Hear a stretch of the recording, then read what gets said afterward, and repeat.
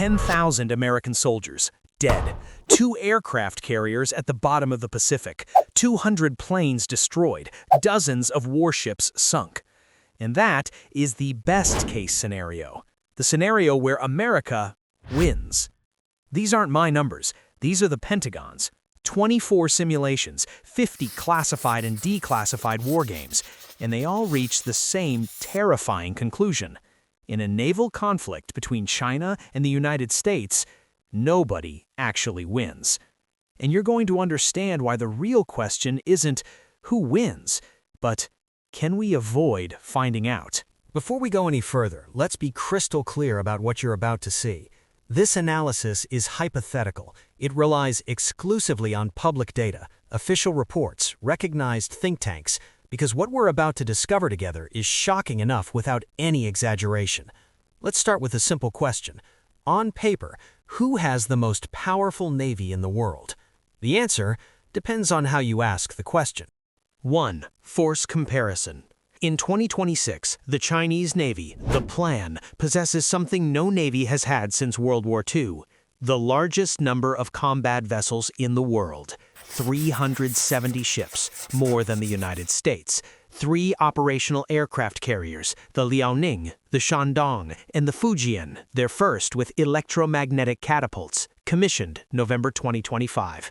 8 Type 055 destroyers, 13,000 tons, 112 vertical launch cells. These are cruisers disguised as destroyers.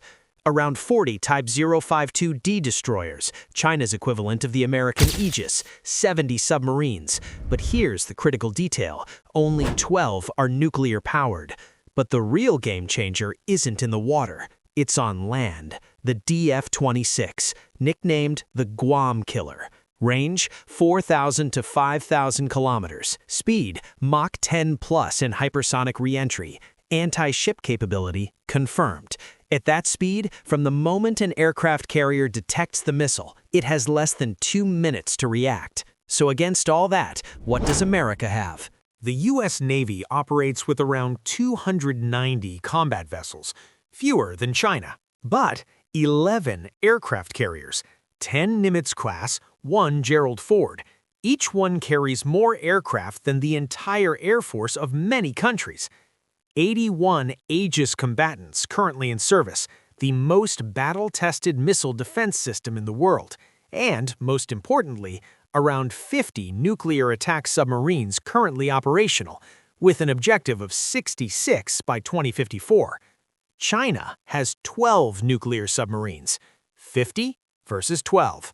The Australian Strategic Policy Institute calls this unquestioned asymmetric dominance, and they add, until Beijing gets very good at finding submarines, every vessel the Chinese Navy sends to sea can be considered on borrowed time. So, who wins? Chinese quantity or American quality? To answer that question, the Pentagon did something extraordinary. They simulated the war, again and again and again, 24 times just for Taiwan, and what they discovered changed how they think about modern warfare. 2. The War Games. In 2023, the Center for Strategic and International Studies published the most ambitious study ever conducted on a Taiwan conflict, the first battle of the next war. 24 simulations, dozens of experts, weeks of gameplay. Their main conclusion? In most scenarios, the United States, Taiwan, and Japan successfully repel a conventional Chinese invasion. American victory. End of story? No, because the next sentence changes everything. But at a very high cost, dozens of ships, hundreds of aircraft, tens of thousands of service members. Translated into concrete numbers, 3,000 to 3,200 American soldiers killed in the first 3 weeks, with total casualties, killed and wounded, potentially reaching 9,500 to 21,000 across all scenarios. For context, the war in Afghanistan over 20 years caused 2,500 American lives, material losses, 2 aircraft carriers sunk in the worst-case scenarios, 10 to 20 other ships, 200 to 400 aircraft. And on the Chinese side, it's worse, much worse.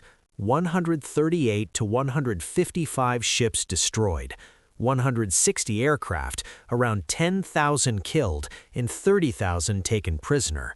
Mark Kansian, the lead author of the CSIS study, summarizes it. American casualties will eclipse anything the military has faced in generations.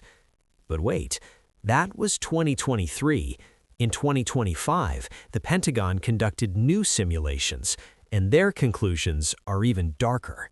In 2025, an internal Pentagon document leaked to the press, the Overmatch Brief. Its conclusion? The United States would likely lose a war over Taiwan. I'll repeat that. The Pentagon, their own internal analysis, concludes they would lose. The document identifies the vulnerabilities. China can destroy American satellites within the first hours, blind the fleet. Aircraft carriers become giant targets for hypersonic missiles. The USS Gerald R. Ford was often destroyed in these simulations. American bases in Japan and Guam can be cratered, rendered unusable within the first hour of conflict. And above all, the supply chain. 7,000 miles from San Diego to the Taiwan Strait. Every supply ship a target.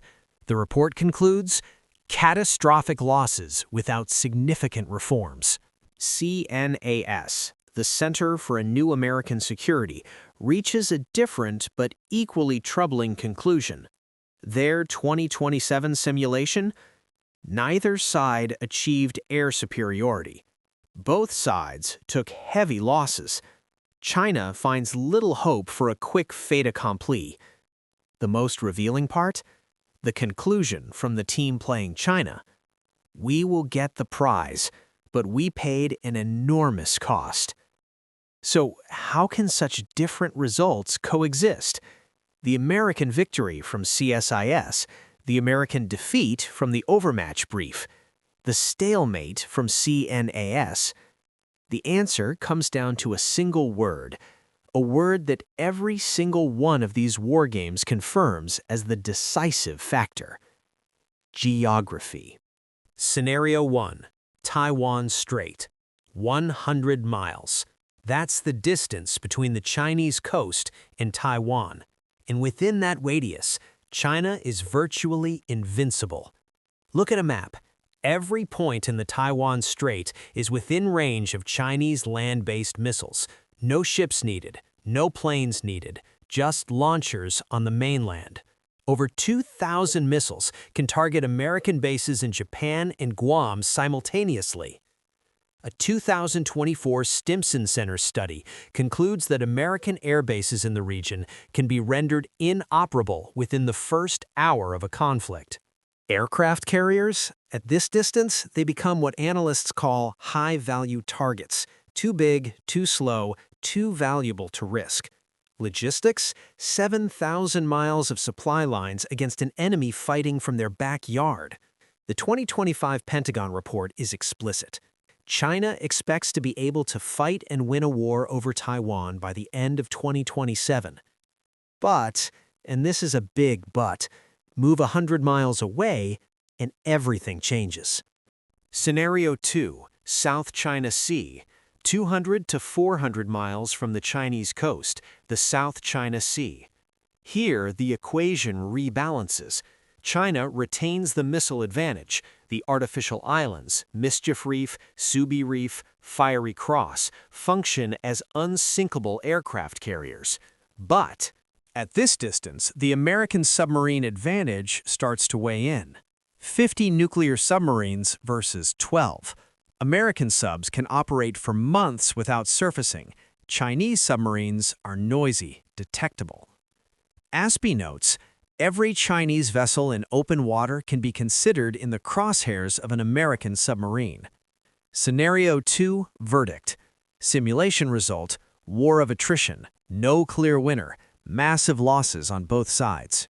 Scenario 3, beyond first island chain. Now, move even further, 1,000 miles and beyond, past the first island chain. Here, it's a different world. China simply cannot project power at this distance, not yet. 3 aircraft carriers versus 11, 12 nuclear submarines versus 50, no combat experience since 1979. The U.S. Navy, on the other hand, has operated globally for 80 years.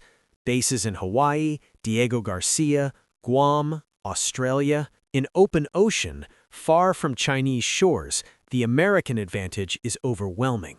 That's why, and this is crucial, China's entire strategy revolves around preventing the United States from operating near their coast.